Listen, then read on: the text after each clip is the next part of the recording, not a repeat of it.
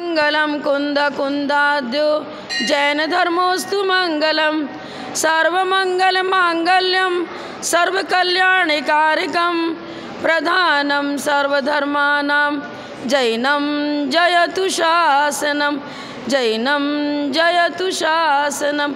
जय बोलो श्री अनंतानंत परम सिद्ध भगवान की, 1000 श्री शांतिनाथ भगवान की, परम पूज्य आचार्य श्री आदि सागर जी महाराज की, परम पूज्य आचार्य श्री शांति सागर जी महाराज की, परम पूज्य प्रथम गणनियारिका रत्न श्री 105 विजयमती माता जी की, जैन धर्म की, उत्तम आकिंचन्य धर्म की जय।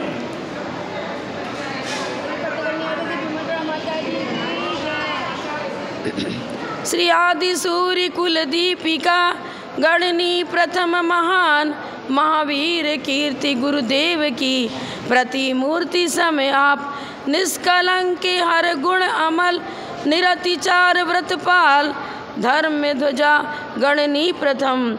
नमो तुम्हें हर श्वास, नमो तुम्हें हर श्वास।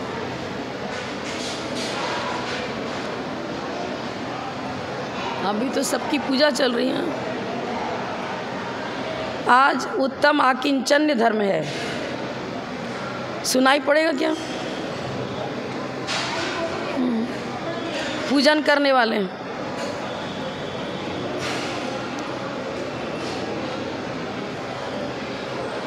आकिंचन्य शब्द का अर्थ क्या है, सबसे पहले इसको देखेंगे। न किंचना, किंचन माने थोड़ा भी। बाह्य पदार्थ जितने हमें नज़र आते हैं, ये सभी लौकिक पदार्थ हों या हमारा शरीर हो, द्रव्य कर्म, नो कर्म, भाव कर्म, ये सब हमारे आत्म द्रव्य से भिन्न हैं। मतलब अन्यत्व भावना जिसको बोलते हैं 12 भावना में अन्यत्र, अन्यत्व भावना का जो अर्थ है वही अर्थ आकिंचन धर्म का है। किंचित मात्र पदार्थ भी मेरा नहीं है। ऐसा नहीं कि हम शरीर को छोड़ देंगे, छोड़ तो सकते ही नहीं, जब तक आयु तब तक शरीर में रहना ही पड़ेगा और कर्म भी मेरे साथ लगे हैं। आपने कमरे की तो झाड़ू लगा करके कचरा बाहर फेंक दिया, हम चाहें कि द्रव्य कर्म, नो कर्म, भाव कर्म को तत्काल इसी प्रोसेस से निकाल दे, नहीं निकाल सकते। फिर आकिंचन धर्म कैसे होगा? इन कचरों से सहित होते हुए भी इनके प्रति यदि मेरा स्वामित्वपना नहीं रहता है, मेरा और मैंपना निकल जाता है, ममत्व छोड़ना, मिथ्यात्व का नाश होने के बाद सबसे बड़ा परिग्रह कौन है? मिथ्यात्व। बाह्य अभ्यंतर दोनों प्रकार के परिग्रह का त्याग होने के बाद आकिंचन धर्म की पूर्णता होती है। लेकिन प्रारंभ कहाँ से होता है? मिथ्यात्व के अभाव में जब सम्यक दर्शन प्रकट हो गया तो चौथे गुण स्थान से आकिंचन धर्म की पात्रता, योग्यता आती है।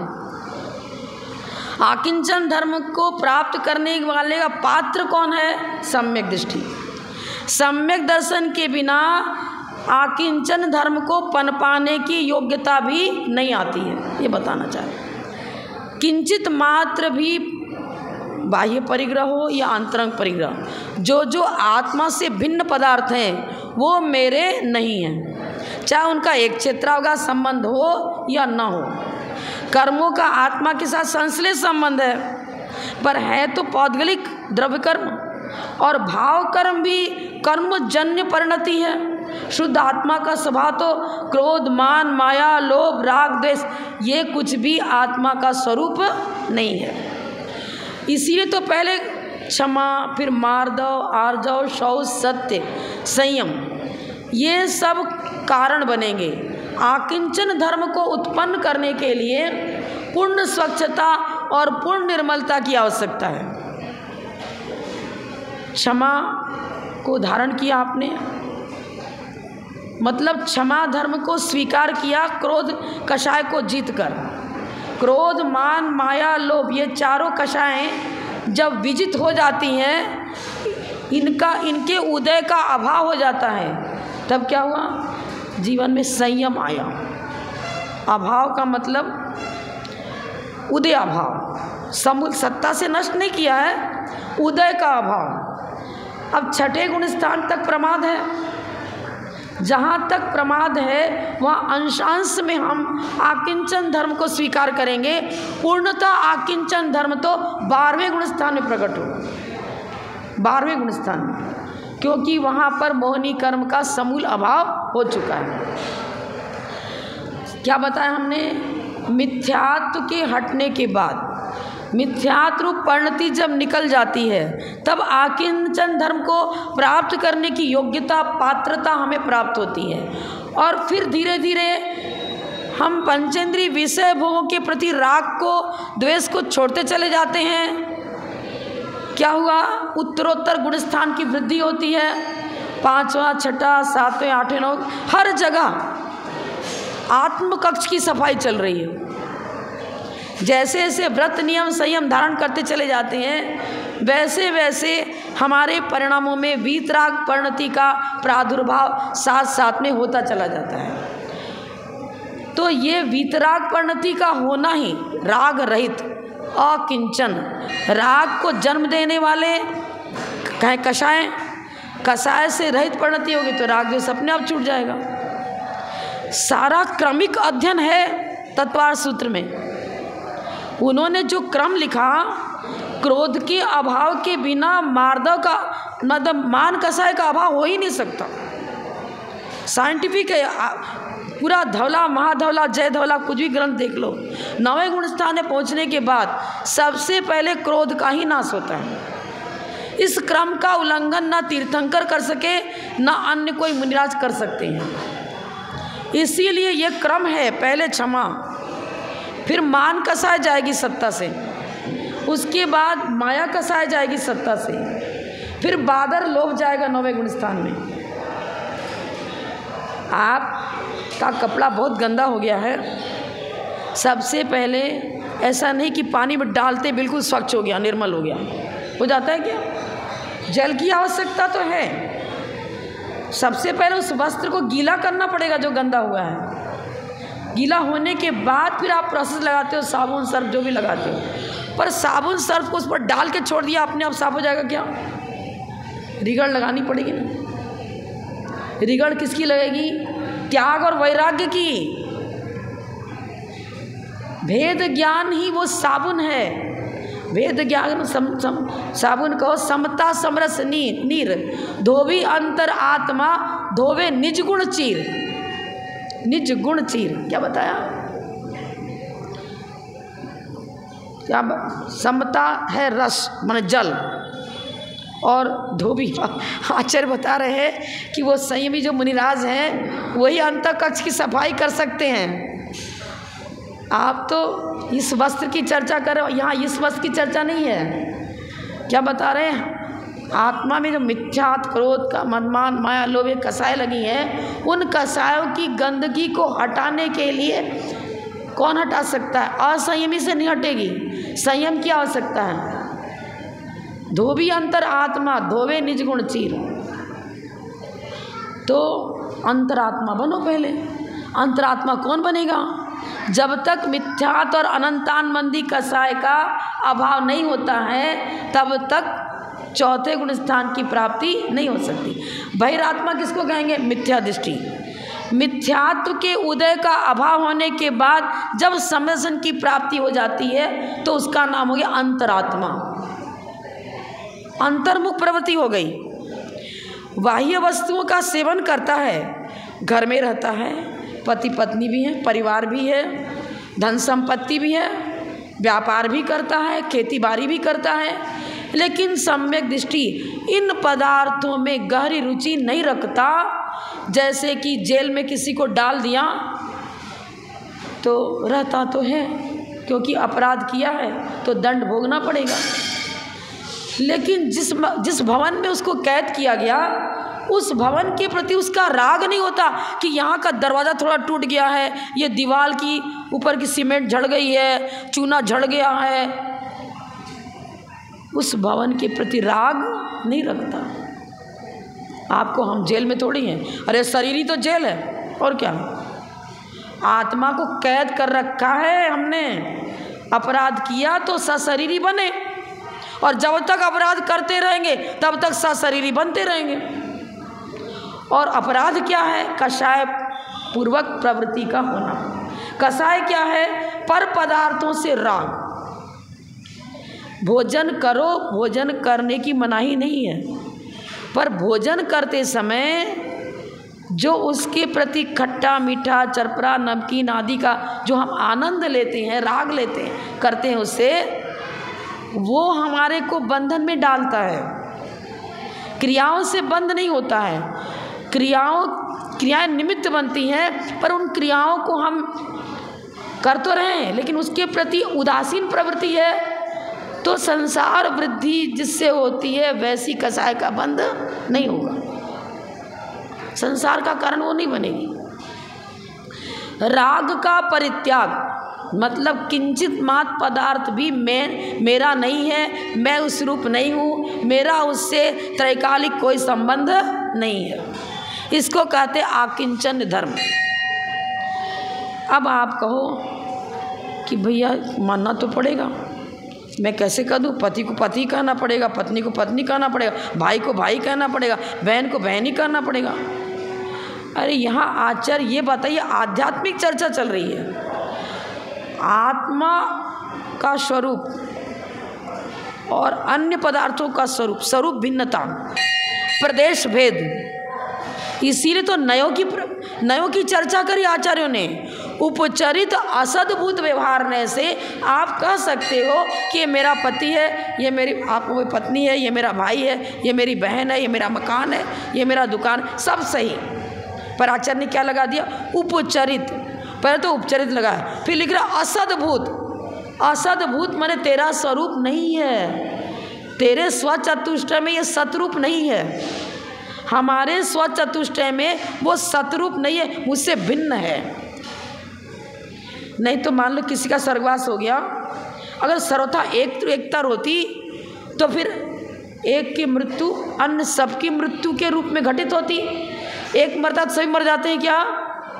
नहीं, जिसकी आयु पूर्ण हुई उसका द्रव प्राण का उच्छेद होता है, अब अन्य तो जीवित है, इसका मतलब भिन्न है हमसे, प्रदेश भेद है, भिन्न है। जो वस्तु भिन्न है तो भिन्न किस प्रकार से है और किस प्रकार से नहीं है, इसको तत्वार सूत्र से आपको सीखना चाहिए। यहाँ तो इतना समय नहीं है कि पूरी नए विवक्षा आपको दे सकें, पर यहाँ आध्यात्मिक माने द्रव्यार्थिक नय को लेकर के जो वस्तु का स्वरूप है, चारित्र गुण की पर्याय है दसों धर्म। चारित्र आत्मा का गुण है, रत्नत्रय स्वरूप है। जैसा प्रकरण है तदनुसार हम उस विषय को लेंगे। हम ये कब कहते हैं कि आप पत्नी को पत्नी ना मानो, भाई को भाई ना मानो, लेकिन उसमें आचार्य क्या उत्तर दे रहे हैं? उपचरित असद्भूत व्यवहार से ये रिलेशन जो आपका चल रहा है वो सही है, लेकिन जब आध्यात्मिक दृष्टि रखते हैं, निश्चय नहीं की वक्षा देते हैं, तो कहते हैं कि नहीं, तेरे स्वरूप में और उनके स्वरूप में पूर्णता भिन्नता है। तो हम स्वपर की पहचान करें, स्वपर की पहचान ही भेद विज्ञान है। भेद ज्ञान साबुन कहो, समता समरस नीर, धोबी अंतर आत्मा धोवे निज गुण चीर। अंतरात्मा चौथे गुण स्थान से, चौथे गुण स्थान से मोक्ष मार्ग का प्रारंभ हो गया। पूर्णता तो आगे होगी जब सील के 18,000 भेद की पूर्णता हो जाए चौथे गुण स्थान में, तब सिद्ध अवस्था प्राप्त होगी। अब जैसे हमने बताया था कि क्षमा गुण को प्रकट करने में बाधक क्रोध कसा है, मार्दव धर्म को प्रकट करने में मान कसा है, ये सारी चर्चाएं हो चुकी। अब प्रश्न उठता है कि आकिंचन धर्म को प्रकट करने में बाधक कौन है? परिग्रह, मूर्छा। इसीलिए अंतरंग बहिरंग दोनों परिग्रह का जब तक त्याग नहीं होता है तब तक आकिंचन धर्म प्रकट नहीं हो सकता। तो आप पूजन में पढ़ते हो, क्या पढ़ते हो? परिग्रह 24 भेद पढ़ो, परिग्रह 24 भेद त्याग करे मुनिराज जी।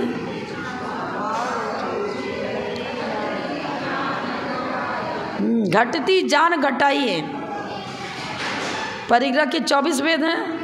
जैसे जैसे घटती अपनी सामर्थ्य के अनुसार, सामर्थ्य इसलिए कि जब गृहस्थ है तो उसे तो व्यापार करना ही पड़ेगा, आरंभी हिंसा भी करनी पड़ेगी, लेकिन वो अपनी एक मर्यादा बना लेगा। परिग्रह इतना ही रखूँगा, इससे ज़्यादा नहीं रखूँगा। और जिसका त्याग नहीं किया है उसके प्रति भी उदासीनता, और जितने का त्याग हो चुका है उनका तो त्याग हो ही चुका, उसके प्रति राग तो स्वप्न में भी जागृत नहीं होना चाहिए। आपने यदि 100 साड़ी का नियम ले लिया, अब 100 के बाद 101 होने की तो चाह भी नहीं होना। जितनी मर्यादा बना ली, क्षेत्र वास्तु हिरण्य स्वर्ण धन दान दासी दात कुप्य भांड्य बाह्य परिग्रह हो गए। अंतरंग परे मिथ्यात्व और क्रोध मान माया लोभ, फिर हास्य रति अरति शोक भय जुगुप्सा स्त्री वेद पुरुष वेद नपुंसक वेद, ये बताया ना। अंतरंग बहिरंग परिग्रह तो पढ़ाइए आपने तत्वार्थ सूत्र में। अब ये जो 14 प्रकार का अंतरंग परिग्रह और 10 प्रकार का बाह्य परिग्रह 24 हो गए। इनका नाम परिग्रह क्यों रखा? ग्रह, भूत प्रेत पिशाच ये क्या करते हैं? जीवन को अति दुखी बनाते हैं। ग्रह नक्षत्र बहुत कटुक चल रहा है इस व्यक्ति का, अभी शनि ग्रह का प्रकोप चल रहा है, अभी राहु का चल रहा है, अभी केतु का चल रहा है। ये सिंबल बना दिया गया। वो सूर्य कोई को परेशान नहीं करता, वो चंद्र ग्रह किसी को परेशान नहीं करता, वो शनि सब तो नक्षत्रों के नाम है।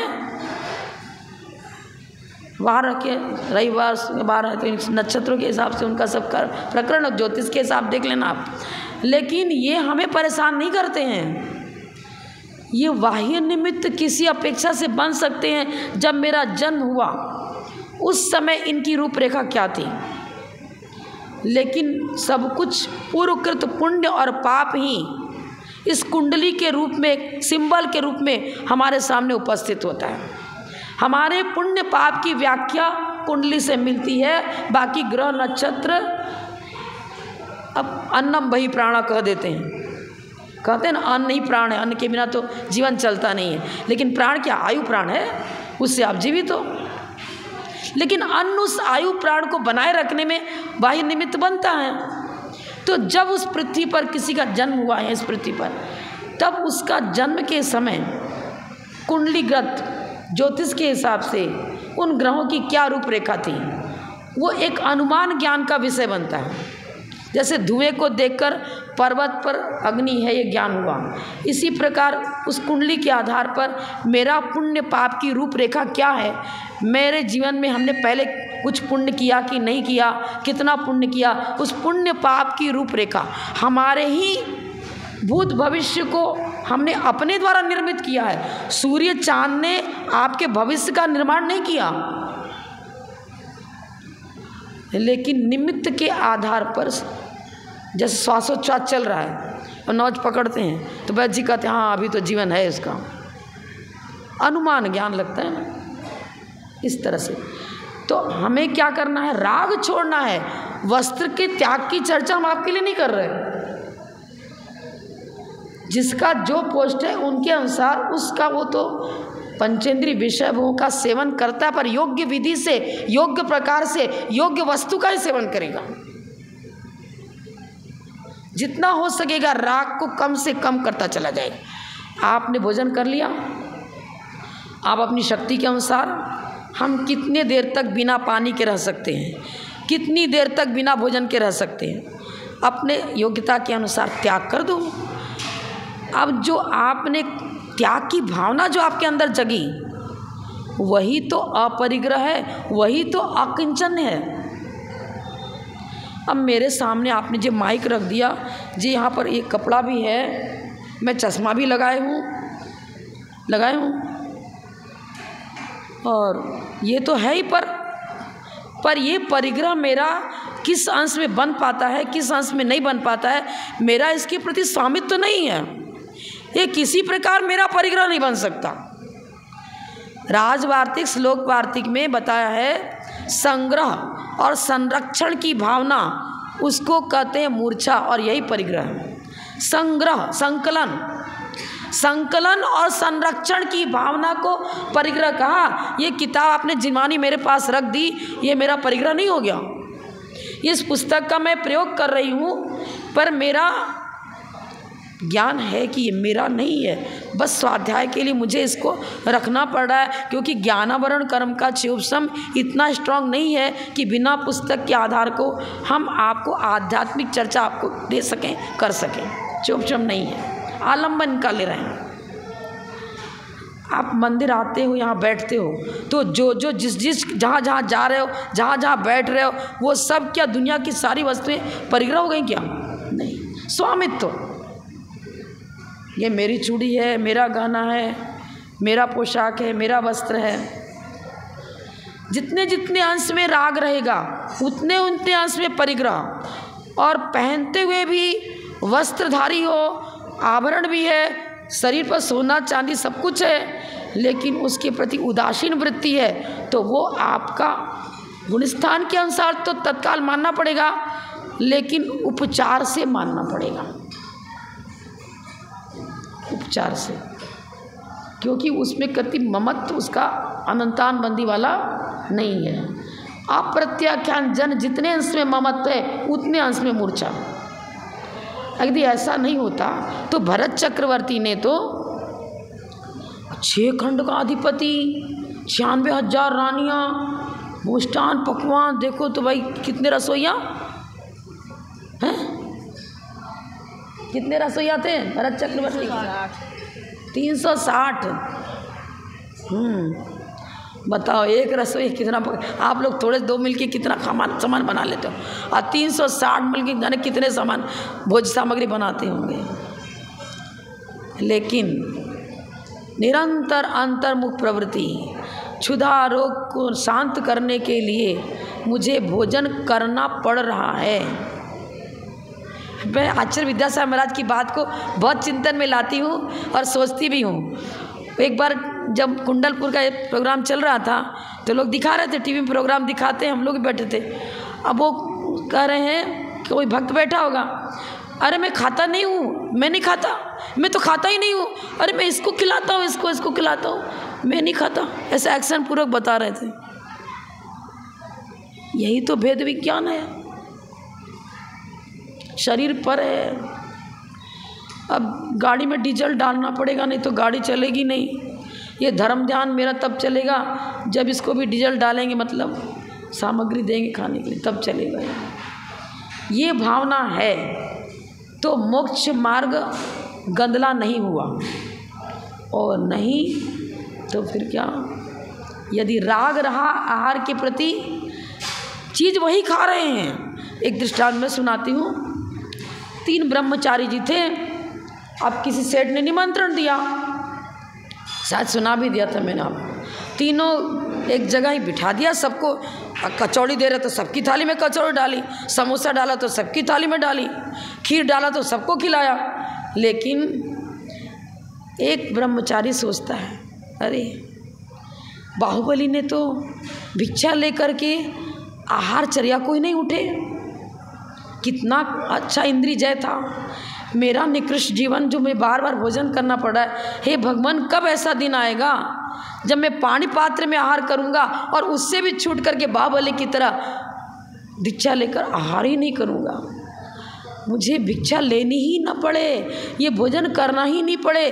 दुखी मतलब अंतरंग में क्षोभ, औषधि को खाते हैं लेकिन राग पूर्वक नहीं खाते हैं। इसी तरह भोजन भी क्षुधा रोग निवारण है। क्षुधा रोग के निवारण के लिए मुझे ये खाना पड़ रहा है।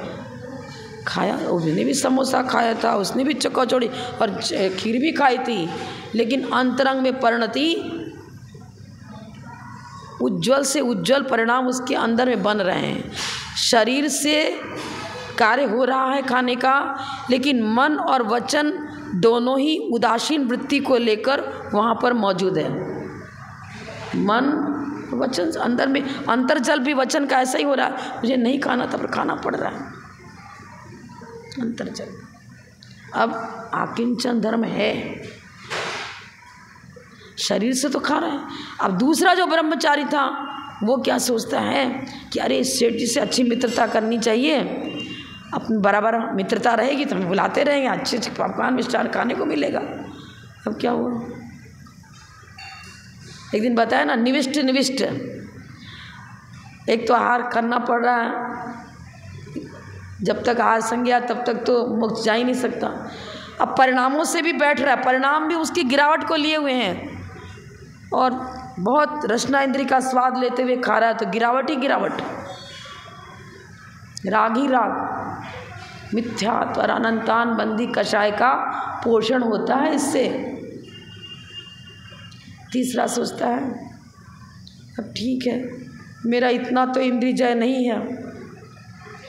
कभी कभी क्या होता है ना, बिना नमक का यदि भोजन परस दिया तो हल्का सा इशारा कर देगा, भाई इसमें नमक तो डालो।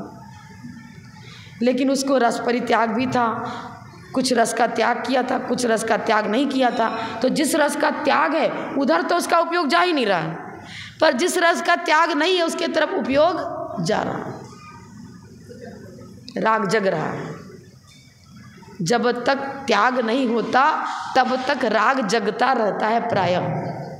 त्याग होने के बाद बिल्कुल उधर उपयोग जाता ही नहीं है। वही लौकी की सब्जी रविवार को खा रहे हैं, दूसरे दिन भी खा रहे हैं, लेकिन मुझे पता ही नहीं चल रहा है कि आज मैंने नमक वाला खाया कि बिना नमक वाला खाया, उपयोग ही नहीं किया ना। ये उपयोग ही तो डाउन करता है। ज्ञानोपयोग की धारा जब इंद्रियों का आनंद लेती है, इंद्रिय विषयों का आनंद लेती है, तो नाले में जा रहा है हमारा ज्ञान का वो मधुर जल नाले में बहाया जा रहा है। अपनी ज्ञान शक्ति को दुर्गंधित नाले में प्रवाहित कर रहे हैं हम तो। लेकिन वही जब उससे उदासीनता होती है तो उन वस्तुओं का सेवन करते हुए भी फिल्टर्ड हो रहा है मेरा, क्योंकि मन से हमारा चिंतन पॉजिटिव धार्मिक है, वचन से भी धार्मिक प्रवृत्ति है, पर शरीर से बाध्य होकर पंचेंद्रिय विषय भोगों को हम स्वीकार कर रहे हैं, नहीं चाहते हुए भी स्वीकार कर रहे हैं। जैसी जैसी परिणति उसी प्रकार से बंध, उसी प्रकार से संवर और निर्जरा। अब परिग्रह के 24 भेद की चर्चा तो हम नहीं करेंगे क्योंकि टाइम बहुत ज़्यादा हो गया।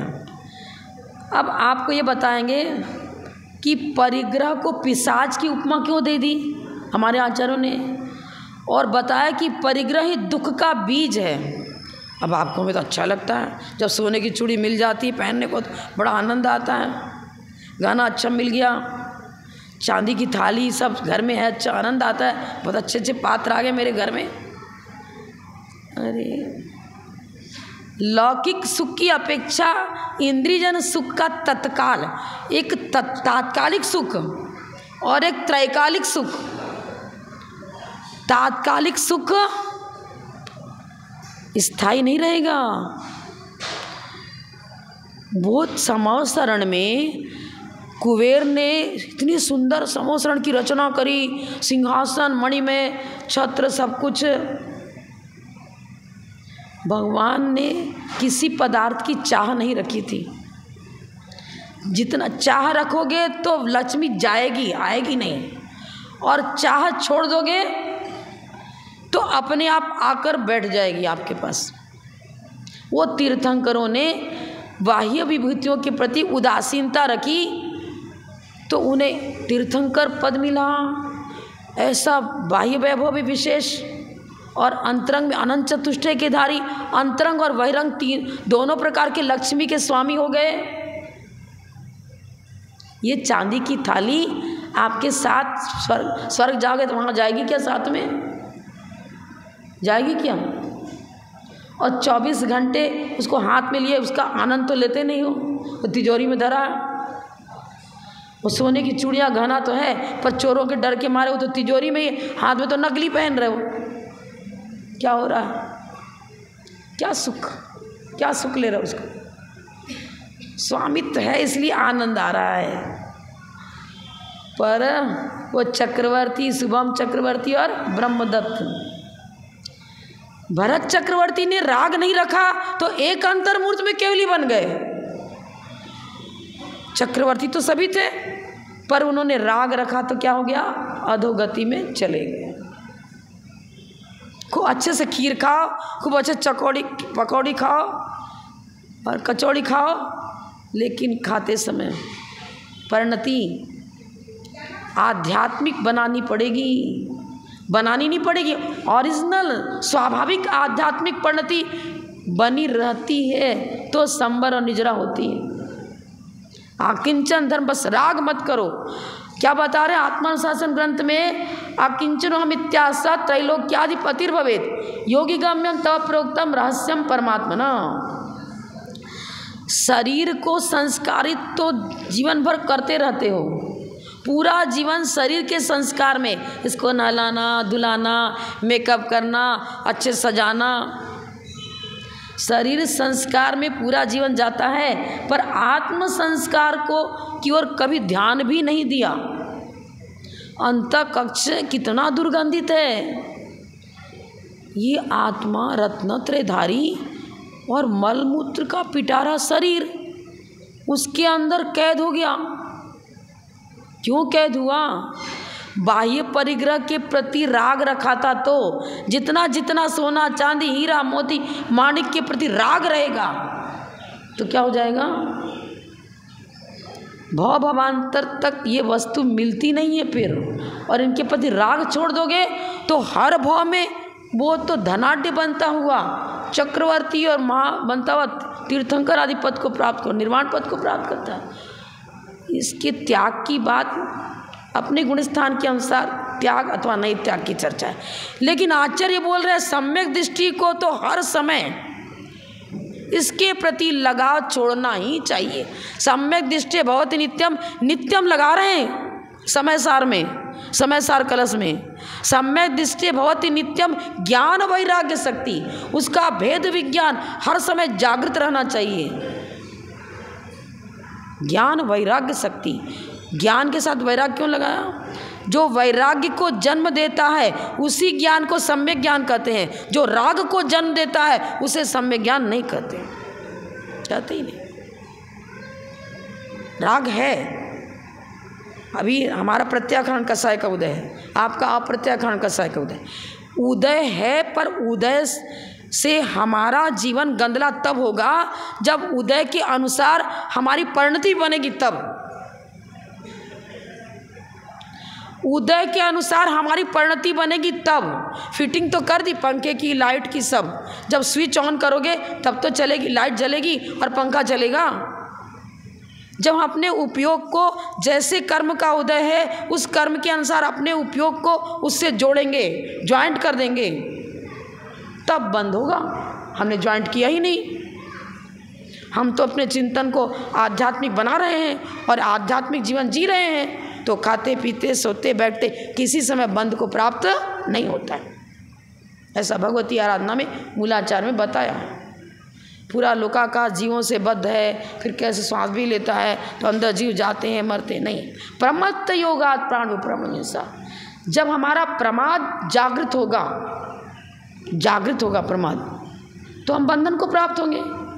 प्रमाद जागृत नहीं है, हम तो आध्यात्मिक चिंतन और मतन में हैं, तो हमारा बंध नहीं। अकिंचन माने किंचित मात्र भी, एक तिनके मात्र किसी पदार्थ के प्रति ममत्व मत रखो।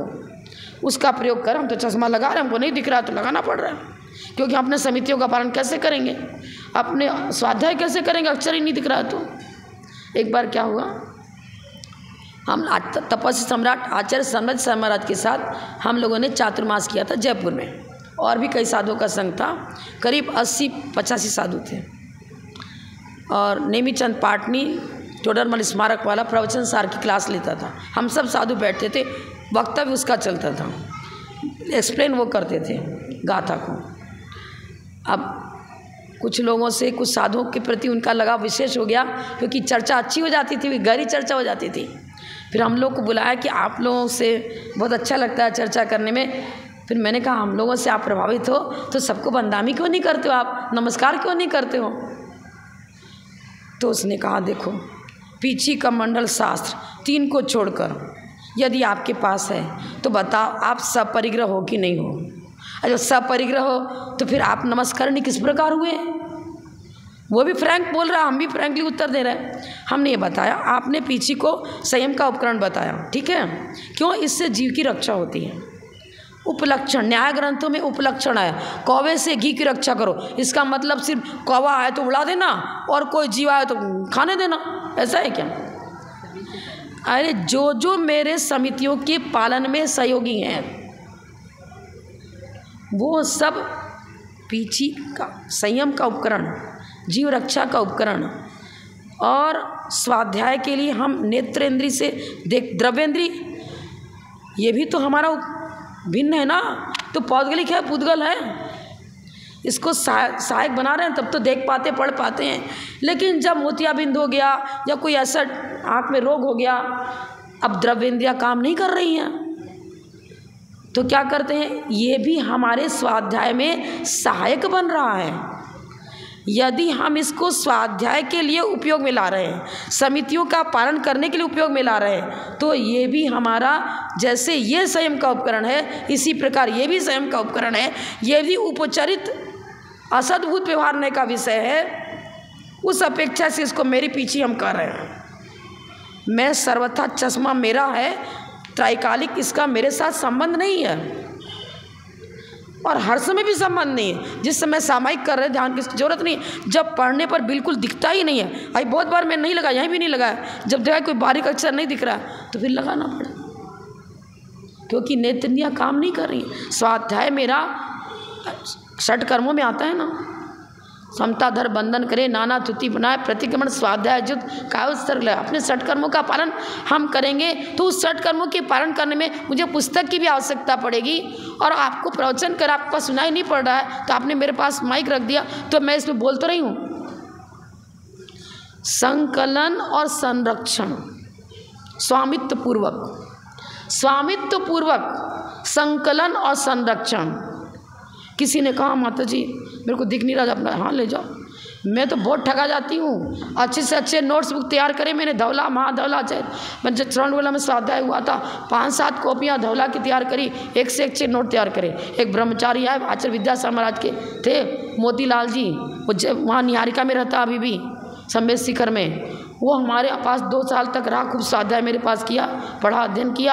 अब वो सारा मुझको ये पढ़ना है, नोट तैयार। हाँ तुम्हें जो भी चाहिए हमारी अलमारी से ले सकते हो, हमारे कोई ये नहीं, आप अध्ययन करने के लिए। मैं उपयोग नहीं कर पा रही हूँ, अगर इसका कोई दूसरा उपयोग कर रहा है तो मेरा एक सौभाग्य की बात है, करने को मिल रहा। अब उसने क्या किया, हम लोग तो आहार को गए और वो कहा कि अरे हम तो और उसने 10-15 कॉपियाँ उठाई, जो अच्छी अच्छी किताब बताई, सब बांधा बस्ता चला गया अपने घर। कोई अर्जेंट काम आ गया तो फिर मैंने कहा भैया मेरी कॉपी। अरे आप तो साधु हो, दिन भर आपका काम क्या है, दूसरा नोट्स तैयार कर लो, इसे तो और दूसरे लोग लाभ लेंगे, लेने दो। नहीं दूंगा मैं, लो। मैंने भी कुछ नहीं कहा, ठीक है, कोई उपयोग करा तो बहुत खुशी की बात है। ऐसे ना जाने कितनी कॉपियाँ नोट्स मेरे तैयार होते हैं, फिर कभी मैं खुद ही दे देती हूँ कि भाई 1 साल हो गया अभी तक मैंने इसको खोला नहीं, यदि इसका कोई दूसरा उपयोग करा तो अच्छी बात है, दे देना। ज़्यादा राग उपकरणों से भी नहीं होना। उपकरण इसलिए हैं कि मुझे इसकी आवश्यकताओं की पूर्ति करते हैं तो हमें रखना ही पड़ेगा, क्योंकि हम चश्मा के बिना दिख नहीं रहा, पुस्तक के बिना हमारा चौपसम इतना नहीं कि हम बिल्कुल पुस्तक की निरा आधार लेकर के आपको कुछ आध्यात्मिक चीज़ बता सकें, नहीं बता सकते। पहले ओरल विद्या चलती थी, चौपसम अच्छा था, ग्रंथ छिपते ही नहीं थे, रखे ही नहीं जाते थे। अब ग्रंथ पर ग्रंथ छप रहे हैं, लेकिन पुस्तक हो, पीछी हो, कमंडल हो, उसकी साज सज्जा के प्रति अति लगाव नहीं होना। ये फ्रेम मेरा सोने का होना चाहिए, ये चांदी का होना चाहिए, ये ऐसा सुंदर होना नहीं। हमने उनको यही कहा, यदि इसकी सुंदरता के प्रति, इसके संकलन और आकर्षण के प्रति मेरा उपयोग होता तो ये मेरा परिग्रह बनता। आप ये बताओ कि मूर्छा परिग्रह क्यों रखा, इस परिभाषा का अर्थ क्या है? चुप हो गए माता जी, ठीक। न्याय विवक्षा के अनुसार आपने जो आंसर दिया बिल्कुल सही है। न्याय विवक्षा के अनुसार हमारे यदि उत्तर है और तदनुसार चिंतन है, तदनुसार मथन है, तदनुसार रिप्लाई है, तो हमारा सम्यक ज्ञान ही है। लेकिन थोड़ी भी न्यूनता और अधिकता कर दी तो गए। ज्ञान के 8 अंग हैं, हमारा अंग दूषित होगा। अक्षर मात्रा पत्सरहीनम कुछ भी कर दिया तो त्रुटि आ जाएगी, बंध का कारण बन जाएगा। समय हो चुका है। तो आकिंचन धर्म का मतलब वस्तु का सेवन करो तो शरीर काय योग से कर लो, वचन योग से कर लो, लेकिन मन उसमें मत रमाओ, रमाओ मत। मिश्री की डली पर मक्खी बैठी और मिश्री का आनंद भी ले लिया, खा लिया, जितना खाना था खाया, उड़ गई, और चाशनी में पड़ गई तो लपट गई और मर गई। चाशनी जैसा राग मत रखो, बस थोड़ा जितना आवश्यक है। गाड़ी को डीजल तो डालना ही पड़ेगा, और ओवरलोड डाल दो तो बहने लग जाएगा वो तो। ना अधिकता ना हीनता, जितना आवश्यक है उतना ही हम काय योग से और वचन योग से पर पदार्थों से लगाव रखेंगे, लेकिन मन से तो लगाव, मन का प्रयोग उधर हो रहा है, लेकिन आध्यात्मिक चिंतन साथ साथ में चल रहा। लड्डू मुंह में जा रहा है, पर लड्डू में मिठाई का आनंद न लेते हुए अरे मुझे क्यों खाना पड़ रहा है, नहीं खाना था मुझे, तो मैं तो अपराधी हूँ, मैंने पहले अपराध किया तो ये क्षुधा रोग मेरे साथ लगा है। कब इस क्षुधा रोग से निवृत्ति मिलोगी, ये सोचते हुए खा रहा है तो खाते हुए भी संबर और निजरा, और नहीं खा रहा चुपचाप बैठा है। लेकिन आज मेरे को पहले वहाँ पर बुलाया था ना, बहुत अच्छा खाना बनाया था, उससे कहूँगा तू बता दे, मेरी पत्नी को बता दे, वो ऐसे बनाएगी खिलाएगी। अब खा तो नहीं रहे उस समय, लेकिन चिंतन लगातार चल रहा है, उस लड्डू का आनंद नहीं खाते हुए भी आ रहा है, और एक को खाते हुए भी नहीं आ रहा था, और एक को नहीं खाते हुए भी आनंद आ रहा है। लो, क्रिया ही बंध का कारण नहीं। जब बोलो परम पूज्य प्रथम गणनीय आर्य कारक श्री 105 विजयमती माता जी की जय, जय की जय।